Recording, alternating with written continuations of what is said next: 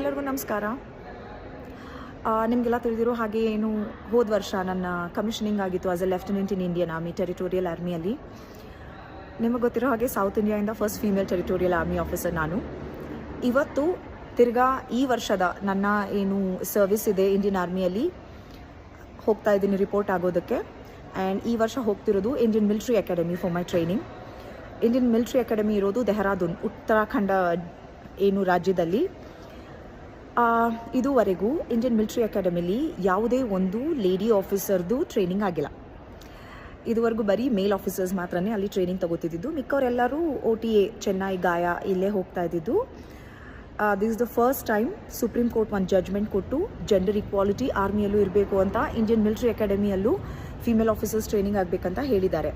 ನಂತರ ಆ ಒಂದು IMAಗೆ ಫಸ್ಟ್ ಎಂಟರ್ ಆಗ್ತಿರುವಂತಹ ಫೀಮೇಲ್ ಕ್ಯಾಡೆಟ್ ನಾನೇ.